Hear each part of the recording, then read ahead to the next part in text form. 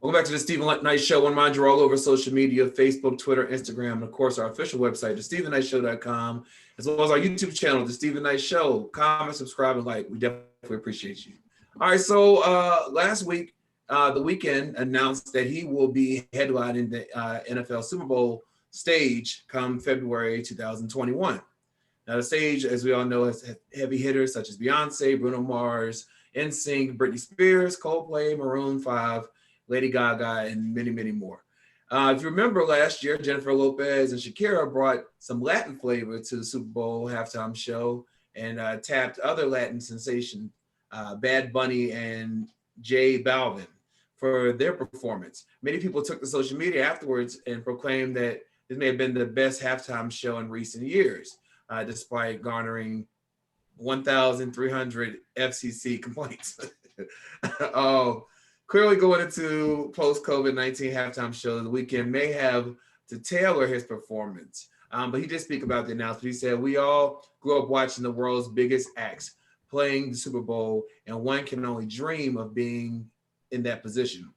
He included, "I'm humbled, honored, and ecstatic to be the center of the infamous stage this year." As you know, Rock Nation, Jay-Z's Rock Nation, he's the one that put together the performances, and they released a statement just praising him for his artistry and acknowledging that he won his video for Binding Lights, won the MTV's Video Music Award Video of the Year. And so they think he's gonna put on a good show. What are you thinking about that pick? A lot of people were surprised that he was the pick. And do you think he'll be able to live up to expectation? What do you think, Lydia? Yeah, it's gonna be a no for me. I mean, I it, I just don't. Hey, The Weeknd is cool. Hey, if you ever need a girlfriend in a video, I'm here. But I mean, like, I don't know if I want to hear all the time during the Super Bowl. I don't know if I want to hear it because I don't know what else you're going to sing. Like, you got that high falsetto thing going on, and I don't know how that's going to work. So that's a no for me. But congratulations. Chige, is he a big enough artist, or do you think he'll be able to live up to the expectation? When I think about that type of performance and the gravity that comes along with that, I just don't see The Weeknd as being that type of performer. He's not in my book as a heavy hitter. Do I like his music? I like it fine. I don't know if he necessarily has that type of stage presence to command the attention that the Super Bowl stage would bring. Maybe he may surprise us. Who knows? But I just don't. I don't see him in that light. Sorry. No. I think he might. I don't know. Weeknd's music is cool, but I think like they said, the stage is set for someone who has really, really well-known songs, or someone who is really, really well-known for their performance. Somebody like I see Drake as a bigger artist than The Weeknd. Yes. He may not be the most dynamic performer, but everyone's gonna know all his music, Right. So it's gonna be lit. You know what I mean? But I guess this guy, Jay-Z saw something in him. I whatever he sees, hopefully we see it. Hopefully everyone enjoys it. Yeah. I think it'll be interesting. I think he probably will pull it off. I mean, I don't think I know more than I know his music, but not that much. And I wonder if America, because America, right. Super Bowl is America's event, and will they know enough of his music? But if he brings it, and it's a great opportunity for him. So good luck to him. It's a very good opportunity for him. Yeah. Mm-hmm. All right.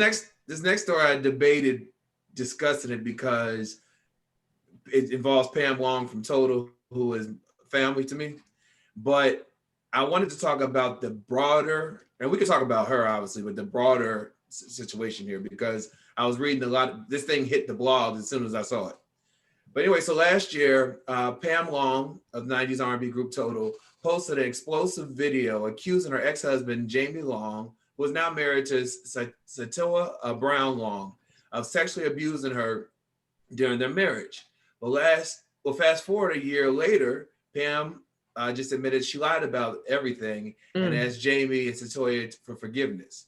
She posted a surprising video on social media completely admitting that her claims about Jamie Long sexually assault her were not, while they were fabricated. In a brief video, she came clean about lying. However, she stopped short of explaining exactly why she made up the accusation in the first place. I saw the video. Miss Parker actually reached out to me because she knows, you know, she's family. She reached out to me and I saw the video and I was shocked. I didn't ask her about it, but the reason I'm guessing the reason why she made the public apology is because I know she's very religious, and they talk about when you ask for forgiveness, you do it publicly, especially because she made the claims publicly. So I'm thinking maybe that's why she did it, but she didn't explain it again why she even came up with the lie. So a lot of people in the comments were saying that she should do jail time. That there needs to be, some kind of retaliation in terms of legal retaliation. What are your thoughts, Lanier, on this? I didn't know about her making the accusations, but I saw the video of her apologizing. Right. So of course I'm like, what's going on?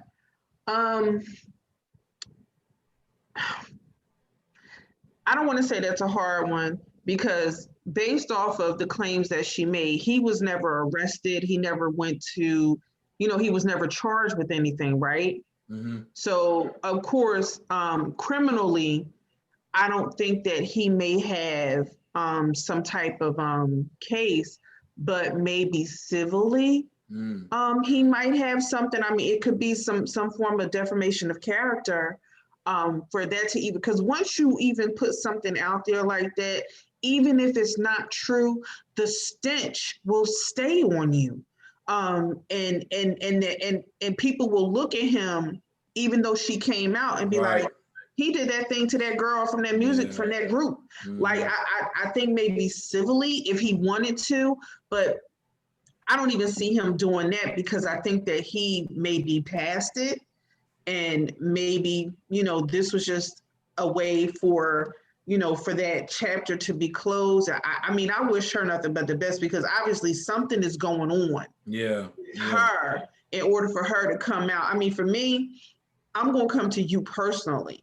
Even though I may have done something publicly, I'm coming to you personally first. And we need to have a conversation.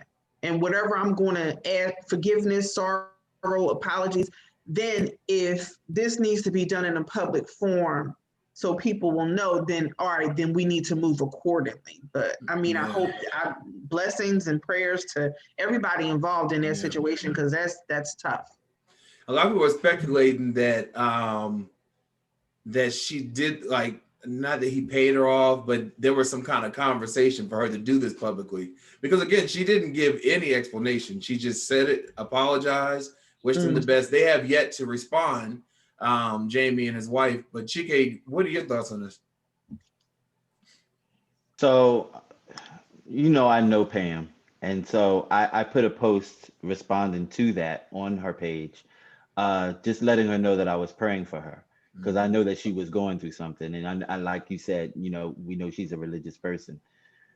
However, making accusations like that free and clear is like letting a rattlesnake loose in a kindercare. Like, you don't know what could happen. You don't know how that's going to turn out.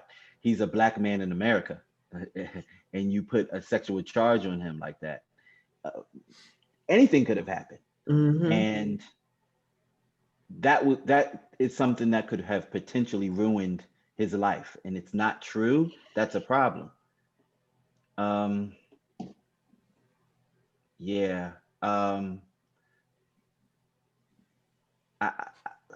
don't know. It's not a gray area, but it's a sticky area in the sense that how many women in life have falsely accused men of sexual assault, and what has happened to those men? 9 times out of 10, they go to jail, and that's something that could have possibly happened to that gentleman. And you saying I'm sorry on social media doesn't necessarily take that back if that was the case. Yeah. And I was reading the comments and they were saying this is why sometimes women aren't believed when they come out with accusations like this, because people who do lie about it. Nair, what are your thoughts? It's too many unknowns for me. One, it reminds me of one particular situation, which I'll talk about here in a second, but it's too many unknowns. One, it makes me wonder, well, she lied. So now I don't know what to accept. I don't know what to have to accept as reality or truth. She said these things. Maybe there was some truth to them, but maybe she's seen the effect and she really cares about him or whatever that's had in his life. And maybe now she's withdrawing it out of love for him, or as she's seen whatever he's been going through because of it. Who knows? Missed opportunities, work opportunities. Not only what Chike said is it could have gotten him hurt or injured. True or not, it still can get him hurt or injured, meaning someone else can come out and ride off of that first claim and say, he did this to me, and now it's believable. Now it's 100% believable, even if it wasn't true in the very beginning. The second one could not be true, or it could be, but it's too late. So he can go to jail still for something that could not be true. Too many unknowns. Yep. I know how webbed situations are in real life. You all know. We know how conversations go in real life with people who we're in serious things with. We know how the half text messages go, the good and bad conversation, the good phone calls back. We know how webbed these things become. I have no clue what this is about. I have no clue what to believe. I don't know what's up with this. It's unfortunate for both people involved, but it reminds me of Chingy and that girl, Sydney, that man, Sydney, girl, transgender person, Sydney Star.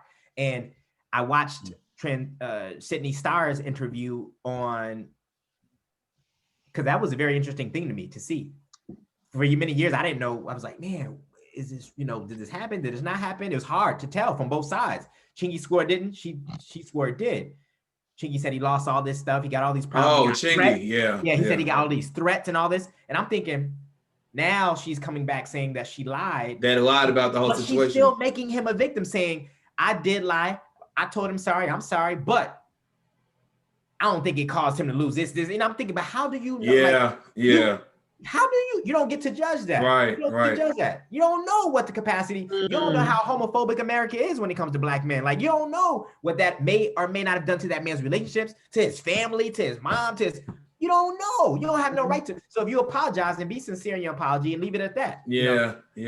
And apparently with that situation, the transgender woman was a background dancer on that tour they were on. And he just happened to take a picture. He had never talked to her or seen her before, took a picture with her, and then she went out and said they were in a relationship. Right. So they were smashing. But like you all said, the apology came, but all people know is, because even when I was going to interview Chingy, everyone said, ask about the tranny. Right. It's ruined his life. It's ruined his life. And so when I read up on it, I saw that that wasn't even a real situation. And it came years later. The apology came years later.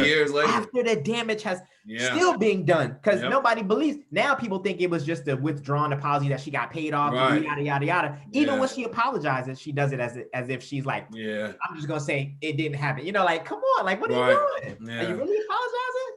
So it's sad. It's sad. Those type of situations are sad. I have sympathy for people who get into those, both parties who feel that they got to do that. I feel, it's damn, man.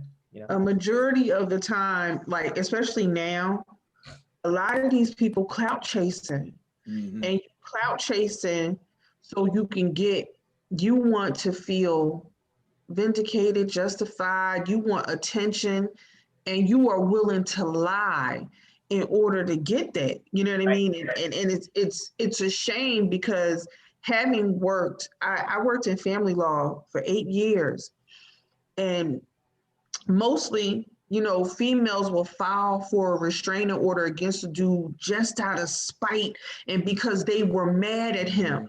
And you don't know what that does. As soon as you file a restraining order against somebody, even though you get the temporary restraining order first, you go to court for the final, and there was nothing, that still is on that person's record. And now they have to go get an expungement off of something because you were mad and in your feelings. So you want, and you gonna call the cops. So now you putting my life in jeopardy. Like, there's a lot of dudes I know that have gone through this, in dealing with certain women, and it's like you want to play this game like, oh, I got your life in my hands, so I'm gonna call the cops. Yeah. I'm gonna say you hit me. I'm gonna Yeah. say you did X, Y, and Z to me, knowing that 9 times out of 10, and I hate to say it, a female done put her hands on a dude she ain't had no business putting her hands on. So once he reacted, now you in your feelings. Or when he don't even react, you in your feelings. And that's especially for our men. They instantly getting taken out. And it's a scary thing. You can't even raise your voice. Oh, he yelling at me. I ain't even said nothing to you. I walked out. Next thing you know, he beat me and all. Don't get me started on that. No, you're right. Yeah, it's a real thing. It is.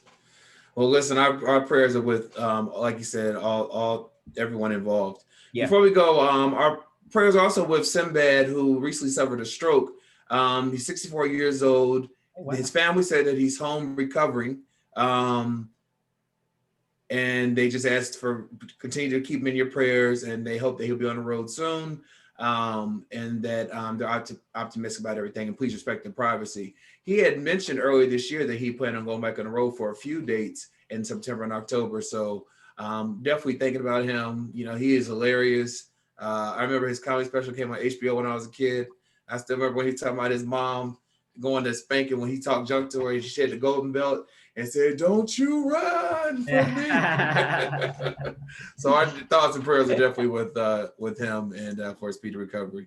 Linnea, thank you so much for joining us. Happy Thanksgiving to you. Happy Thanksgiving. Now you happy Thanksgiving. Hope somebody gonna cook in the house. Somebody gonna cook. Somebody. And she got also your movie reviews. Absolutely. All right. Right back after this.